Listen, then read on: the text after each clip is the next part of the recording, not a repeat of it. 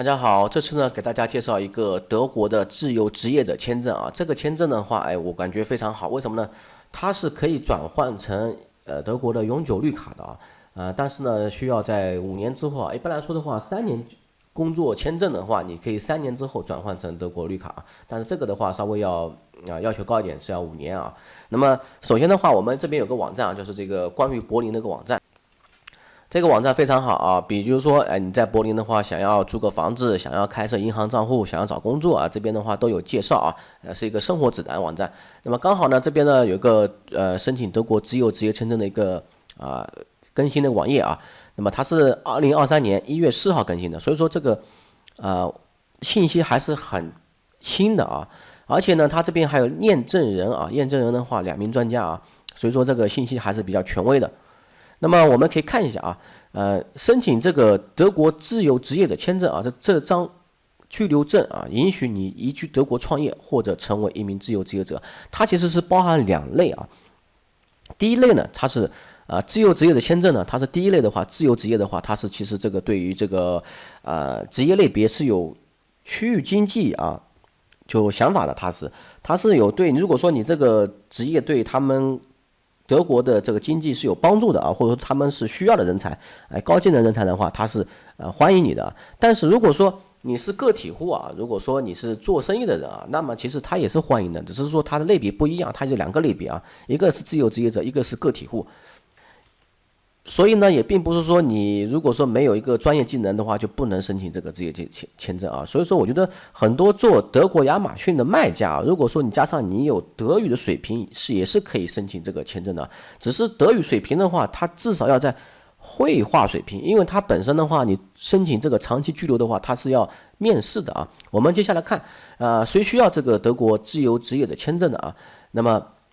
一般来说的话，就是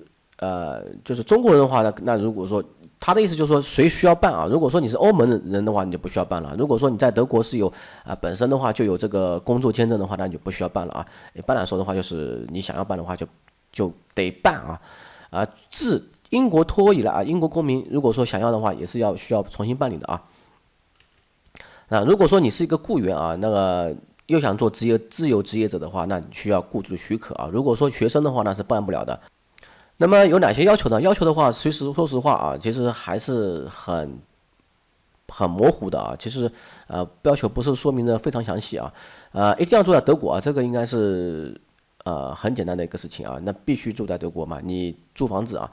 健康保险的话啊，健康保险都必须要有啊。一般来说的话，学生的话我知道大概是100欧左右啊。但是如果说你是工作的话，好像是应该是跟着你的收入走的啊。如果收入高的话，那你这个保险费用高一定要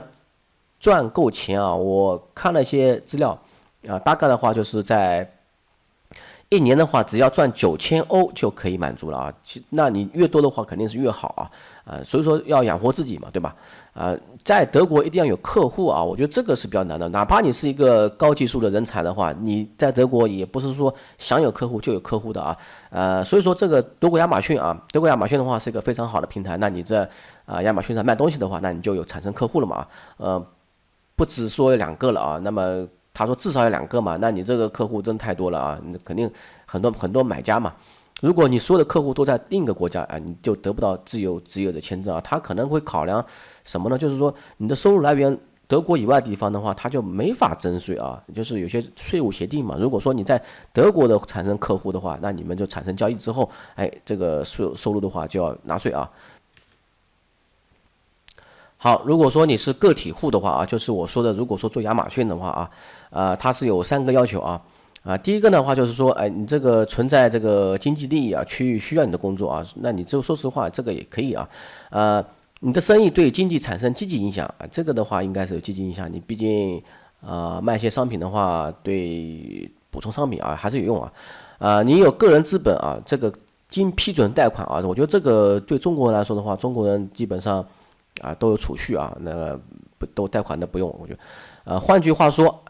你必须证明你搬到德国后能养活自己这个我觉得应该没问题吧在签证面谈期间他们会检查你的商业想法是否有意义需要多少投资，对就业的影响以及对创新和研究的贡献你准备的越充分，这次面试就越容易但是有一点难点是什么呢？就是你必须要有德语的基本绘画能力啊。如果说，你虽然说你会做德国亚马逊但是生意做得很好但是你不会说德语，那你就不能做这个申请。那么我们继续往下看如果说你是自由职业者 A 类的，A 类自由职业者，那么如果说你是一个这个就是一个自由职业者的这个翻译这是容易的，你不需要这么多文件这个类别的话，职业类别的话就比较高端了它必须要这种工程师艺术家、老教师软件开发人员软件开发人员说实话也还算可以毕竟我的观众里面还是有一些这些做软件的。对于学生学生的话是不允许你自由职业的哪怕你在德国留学，你也是不能办这个签证的那你还是以学生为目的吧。对于艺术家和语言教师艺术家签证的话，之前我听说过这是德国一张比较冷门的签证其实呢，它这里面说的意思呢，就是说跟这个自由职业签证有点类似对于已经持有德国签证的人比如说你已经持有德国的工作签证，然后加上德国的居留卡那你是不能从事这个自由职业的除非你再重新申请一个雇主允许你那这样可以那个不管它了。对于永久居民来说的话，那就没有任何问题了永久居民的话，你完全可以自主创业自己随便找工作没问题。对于45岁以上的人如果说你45岁以上的人了，那你这个申请的话就比较困难了因为他还要证明你的养老金能保障自己能保障。你看这个要每个月1万多人民币了你看这翻译折合人民币的话就1万多所以说45岁还要退休养老金拿到1万多的人民币的人，我觉得很少那么我们接着往下看这种申请方式的话有2种申请一种在德国申请这个其实我们可以忽略因为我们不是这种它是取决于您的国籍比如如果说你这些国籍的国民那你就是可以先过去先在那边待90天然后无需签证德国找客户，然后再申请在德国申请在德国申请的话估计还可能比较简单如果说你是其他国家公民那比如说中国的话，那就是先要在中国申请这样的话比较麻烦一点他说这话更安全更平的话其实也可以他这边也说了如果说你也可以申请上签证来到德国找一个客户然后再申请但这样做的风险更大，成本更高你必须要有大学学位或职业培训才能获得求职签证所以说呢我觉得建议还是这个就这第一条吧那么怎么申请呢？如何在德国申请这个呢是针对这种日本澳大利亚、加拿大、以色列这些公民那么他们这个步骤我们往下看我们往下看。如何在您的国家申请这个的话就是适合我们中国的这个客户比如说在德国大使馆或领事馆预约那德国大使馆的话去预约很难找到预约先预约这边网站的话我已经打开了然后呢准备签证面试然后呢预约好之后去面谈面谈的话这个必须面谈，你必须要有德语的绘画能力，然后呢准备好所需文件后面这些保险的话我觉得是可以在后面去买不需要一下子去搞对吧？住宿的话也可以先提前找一个意向的住宿那么大使馆的话这个要查看我们当地大使馆的网站然后参加签证面试带上所有文件面试只需要几分钟那么这几分钟的话也要证明你的德语绘画能力领取临时签证来到德国就可以了那么后面的话就是第5步创业就是再将这个临时居证转为居留许可那么所需文件的话这边的话已经也有给你列出来了那么有这个模板都有的是吧这边模板都有非常好，我觉得还照片预约确认签证费的话申请费的话很便宜，100欧左右可能还75欧左右医疗这个保险证明的话其实这个也有这个指南大家可以去看一下，我这边就不打开了。那么下面的话就是专业信息比如说你是一个 A 类的那么你就可以要这种专业的信息比如说以前的雇主客户、教授或者说你这个本身的工卡我觉得也行比如说你在 IBM 工作过、微软工作过的话，那你这个申请的话应该是很方便的如果说你没有这些大公司的工作经验的话，那你就申请那个 A 类的这个个体户比如说这些那么钱的证明啊还是很重要的，自给自足的证明啊，银行对账单这是最重要的啊，收益预测啊，这个关于这个亚马逊，比如说你是德国亚马逊的卖家这个养老证明的话就是45岁以上才需要啊，一般来说不需要的，比如说这些国家是不需要的啊，日本美国是不需要的，固定收入证明仅限艺术家和语言教师啊，这个我们就不需要看了。后面的话就是业务战略啊，这个翻译的话不是很准确啊，就是说自由职业者 A 类是不需要这个业务计划的，如果说你是个体户的话，就需要这些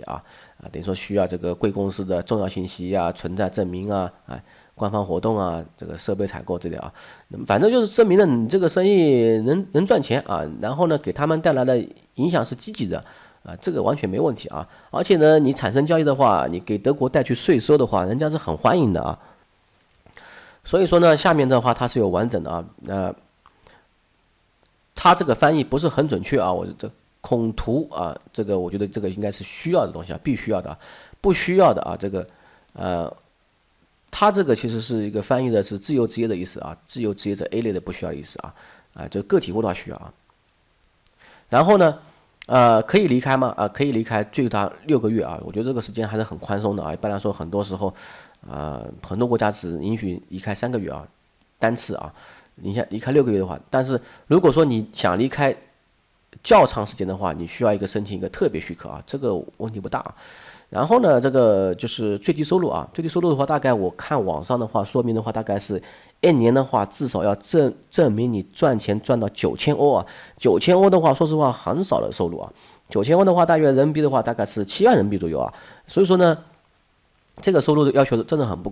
高然后呢，健康保险你看400欧他这边呢，其实说实话，9000欧的话，说实话你是不太够花如果说你的租金每月800欧800欧其实租的蛮好了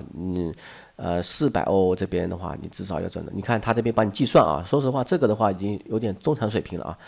你看这个16000欧的话，那12000人民币12000人民币了。我可以用自由职业者签证获得永久居留权吗？这个是的明确答复你一般来说的话，你申请的话在3年之后申请那如果说你是自由职业者那么你就只能在5年之后申请你可以获得更多信息，从这里大家可以看一下它这个指向都是官网的信息，还是很准确。那么我这边的话打开的是一个德国驻华大使馆的一个网站它这边呢其实有很多提示比如说下面有短期逗留长期居留签证及入境的常见问题，大家可以看一下它这边也列明了很多一些关于这个长期居留虽然说这边没有列明自由职业者签证的一些材料但是它在英国的网站上已经有列明了然后呢我看了之后呢我查询了一下，其实这个签证呢并不仅仅是对这些发达国家开放，其实它是对全世界开放的德国，但是这里没有更新但是如果说你要办理的话，我觉得是可以去联系一下怎么去要什么材料大概材料的话就那些然后呢这边有个问题比如说常见问题我们看一下签证申请处理费只要75欧就可以了你看这个还是很便宜吧还有的话就是说签证被拒了怎么办签证被拒的话，你会收到一个拒签信可以提出申诉然后呢，他会重新的帮你审核其实可以审核2次75欧可以帮你审核2次我觉得这个应该还是可以的，而且这个知道这个签证的华人，我估计也不是很多那么总结一下的话，我个人认为办这个签证的话，如果说作为一个德国亚马逊卖家的话我觉得申请的话应该还是比较容易的，只是呢。难点就在于你得有德语的基本绘画能力这一点的话，我觉得很多人就被卡住了